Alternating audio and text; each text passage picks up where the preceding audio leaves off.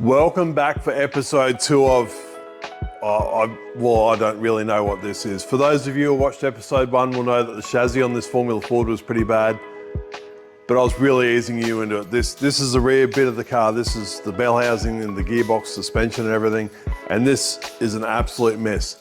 This has been sitting on the floor for, I would say, many, many years. It's corroded, it's rusted, it's an absolute mess.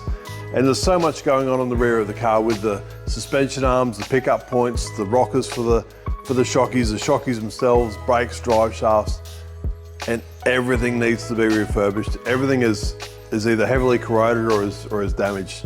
This is the dry sump tank for the engine. It's had the top smashed in. I'd say the shockeys are stuffed from sitting around for so long. Definitely the brakes are stuffed. We've got to strip this thing down, see exactly what we get, and we need to make the call. We need to know what we need, and we need to get into it. So a lot going on in the rear. Best thing we can do is start pulling some stuff apart.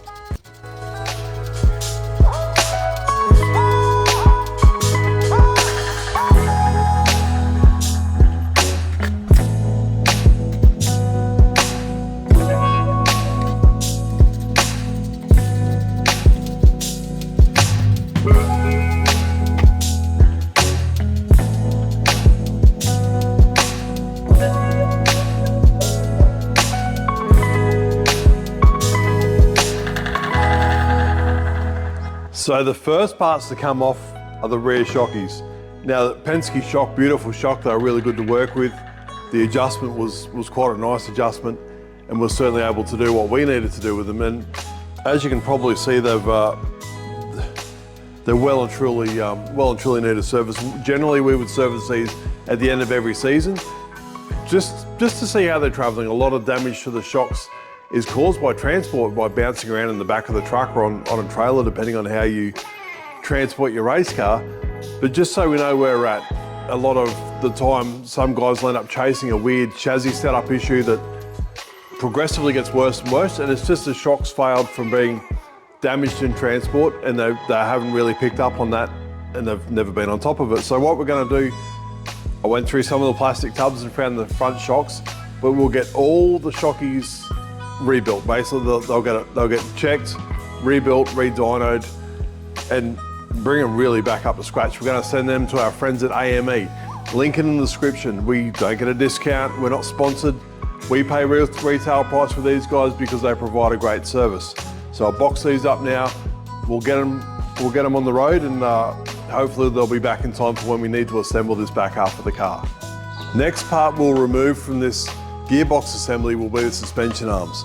This side's missing the upright and the drive shaft. It might be in one of the tubs. But the suspension arms are heavily rusted, heavily corroded. They're really bad shape. So minimum we need to get these things recoated. But we also need to make sure they're straight, not twisted, and there's no damage. In the boxes of parts we found the front suspension arms. Now, for those who saw the first episode will know how light the chassis is. So essentially, the suspension arms need to be lighter than the chassis. So should the car cop a hit, whether it be wheel to wheel or stuck into the wall, the suspension arm should be the part that fails so it doesn't damage the chassis. And they should actually even be light enough that should there be wheel to wheel contact, the suspension arms are designed to fail before the car is flipped over. So very critical. And in the boxes of parts we've found a couple that have been really, really badly damaged, straightened back out and just had plates of steel welded on them. So obviously these are no good. These will go straight in the scrap bin. They're absolute garbage, and it's certainly not the way to go about your racing. But we need to get these arms off. We need to see what's going on. Sway bar push rods need to come apart. We need to check all the linear bearings, make sure they're okay. So we'll get into it and we'll keep pulling some things apart.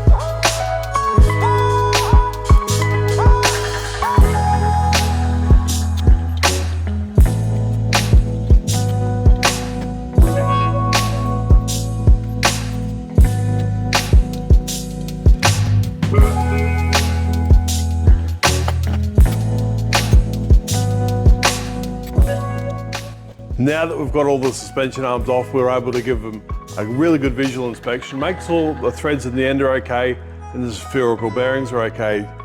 A lot of the bolts were threaded, cross-threaded. There was actually a bolt there that we had to cut off that had 6 washers on it. So really glad that we've gone to the effort of pulling it apart. But all these little tubes will now get sent away, get re-blasted and re-E-coated. So they look correct and they're protected from corrosion ever again. It should look really, really good. Now, we're going to keep stripping these down. We'll need to get the bell cranks off for the rocker arms. We'll get the dry sump tank out. And we've also got the hydraulics in the front of the gearbox for the clutch. The lines haven't been capped. They've been open for years. I can guarantee that will be absolutely cactus inside. So we'll remove that as well and send it away. So let's keep getting stuff apart.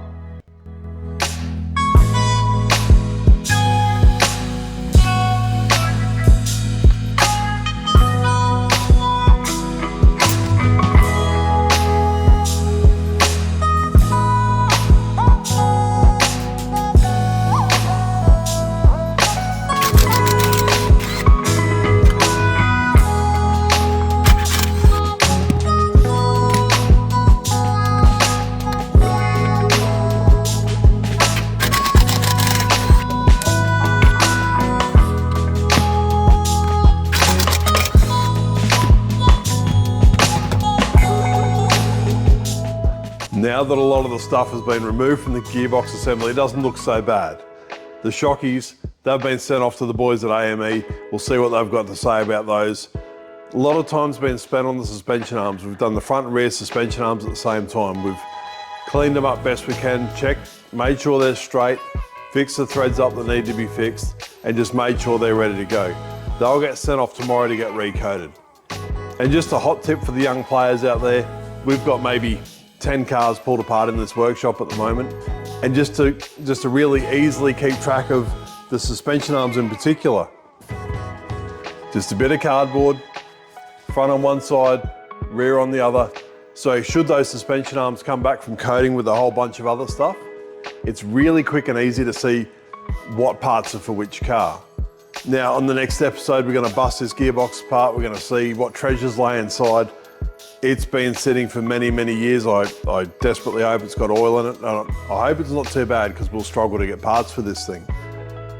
Now, a bit of a story about this car. With 2 rounds to go on its championship winning season, Chris was approached by a prominent V8 supercar figure who told him that if he won the championship, he promised him a test drive in his V8 supercar. Now, my father pulled him up at the time to make sure he wasn't, quote, playing with the guy's emotions. And no, this particular dude was very vocal that his word was good and that he was definitely going to make good on his promise. So as soon as Chris won the championship, sure enough, he chased hard, and the only thing he got out of it, broken dreams, a lot of excuses and broken promises. But that's motorsport. Stay tuned for the next episode when we see what's inside this gearbox. Subscribe if you haven't subscribed, and I'll see you then.